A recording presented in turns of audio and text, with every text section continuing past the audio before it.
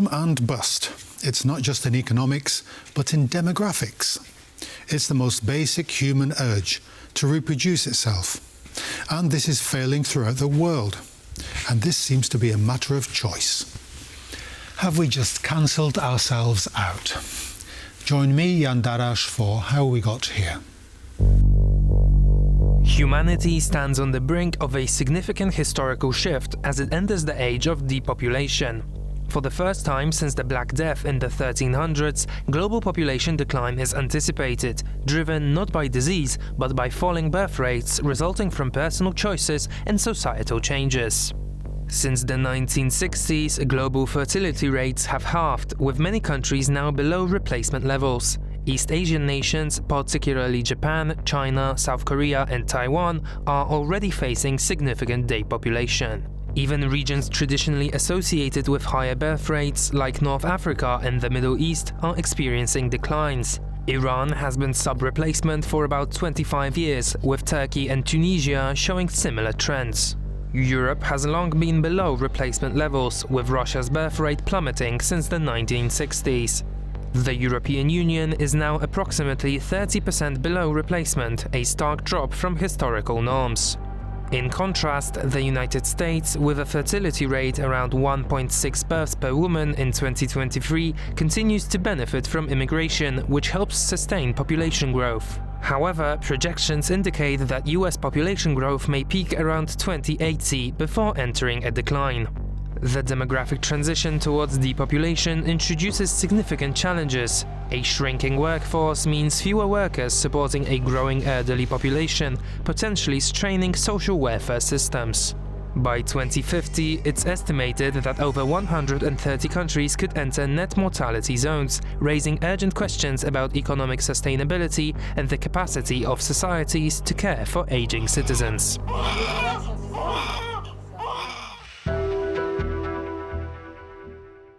I'm delighted to be joined today by Krzysztof Tymiński, an assistant professor here at the Warsaw School of Economics. Welcome to the programme.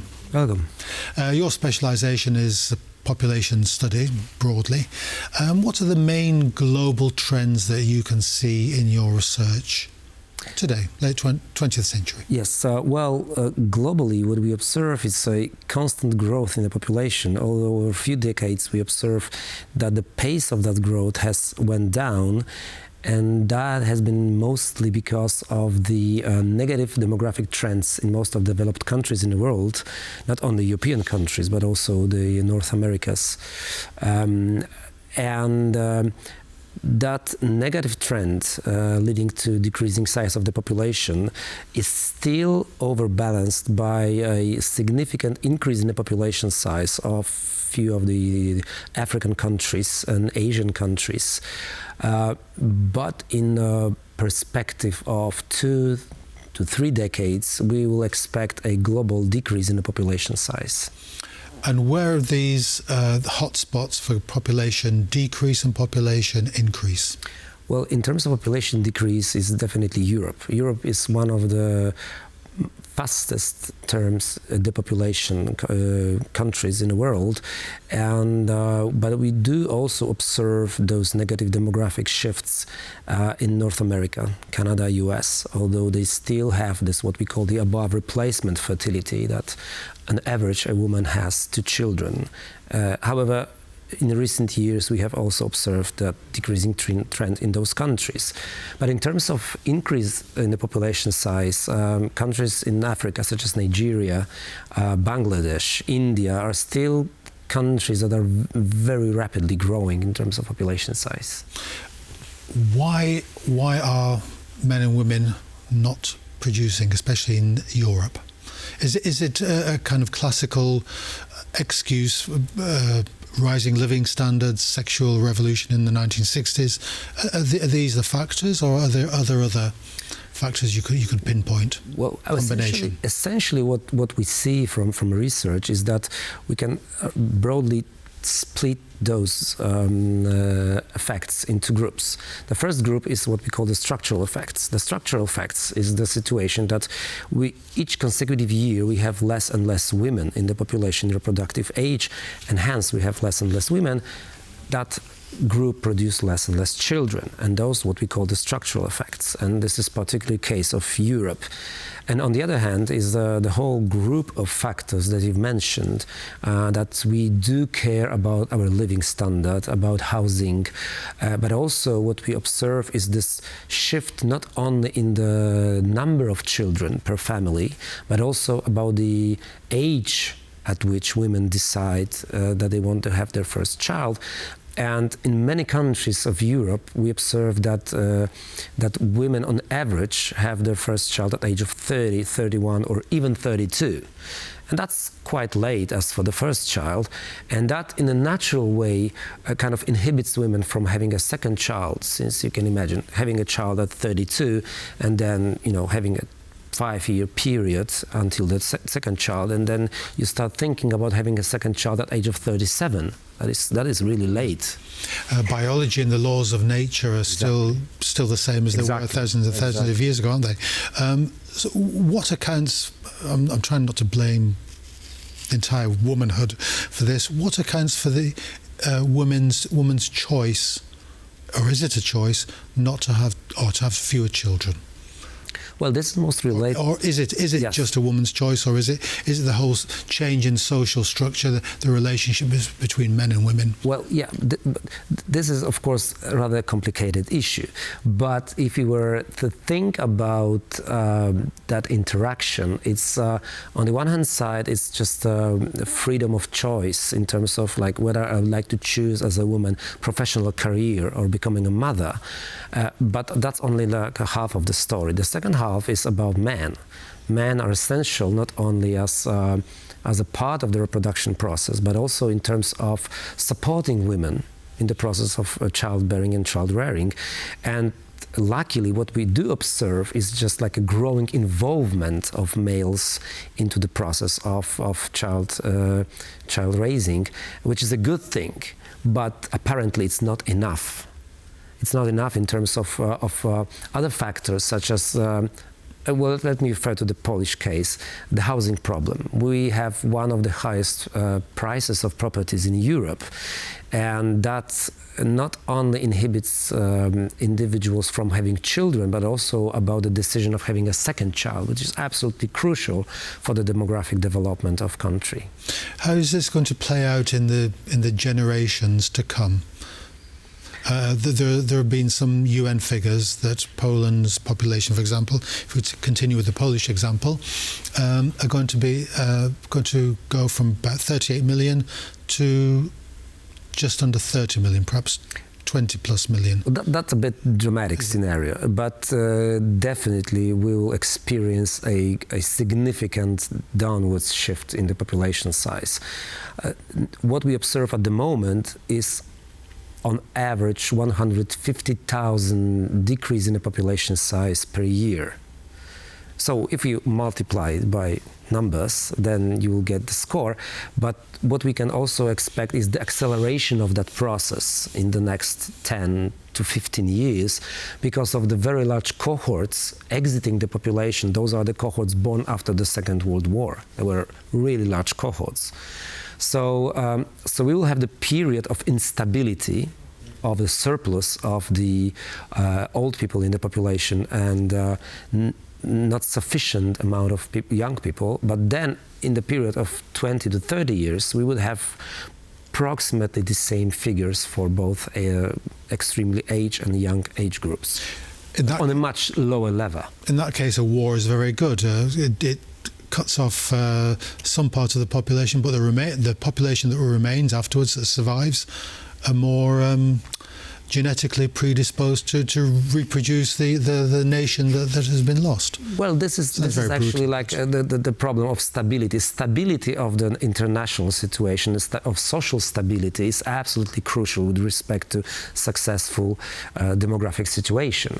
So what we observe since the COVID pandemics and the war in Ukraine is like more and more factors introducing instability into social life. And that is not only in Poland, but also in other parts of the Europe and the world, is much more important in terms of those negative demographic trends. Two things which I'd like to pick up on. It sounds very Malthusian, our discussion about the population, and it's not just the population decrease, it's, as you mentioned, increase in other parts of the world. There's a population increase, an aging population. Let's take the increase in population. Throughout history, there have been population explosions that have led to the birth of great empires, for example. Is this one of the possibilities that you can envisage? Definitely. We won't expect in the near future any kind of this rapid increases in population size. We live in absolutely different times, and the access to contraception, we can perfectly control our reproduction, which was not the case in the past. Yes, that's probably one of the major one of the major factors. Yes. And definitely that's the one thing, and the modern world has opened up many different paths of life.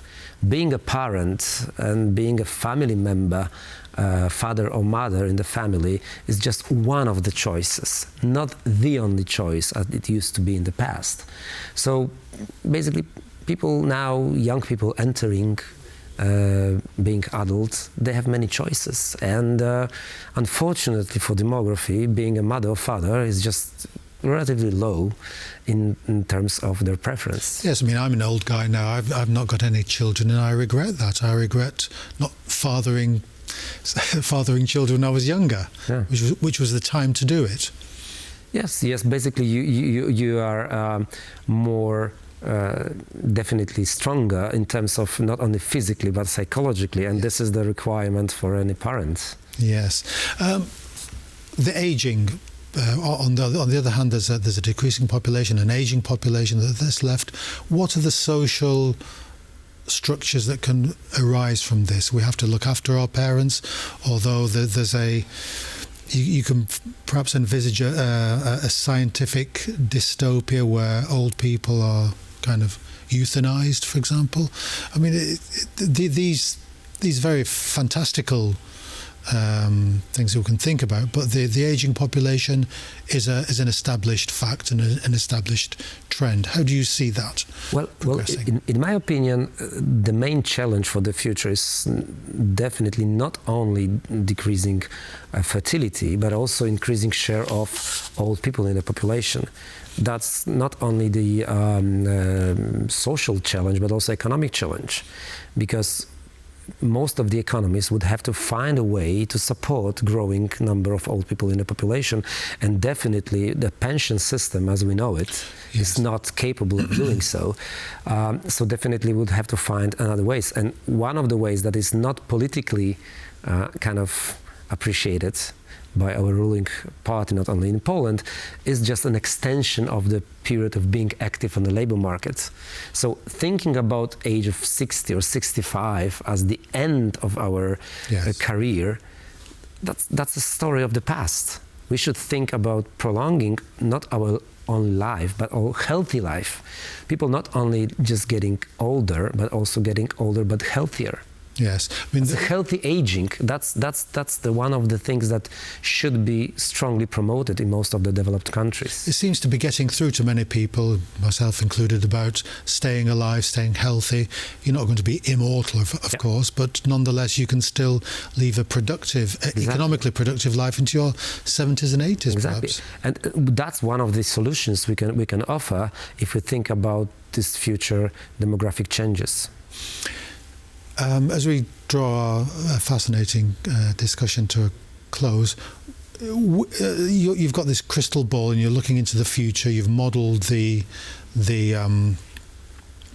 demographic change, factoring in other societies growing. Most of us are going to be older in our societies. 2 to 3 generations down the line, how is our world going to look like, do you think? Well, I think that in the global perspective, the most important and also factor that is kind of a threatening factors for our societies, it will be a growing migration pressure from the south, mostly due to changes in climate. Some areas in the world will be not, basically, you couldn't live there because of the high temperature. And what we have to handle as countries of the north is this growing demographic pressure, and how to accommodate those growing cohorts trying to kind of enter our world.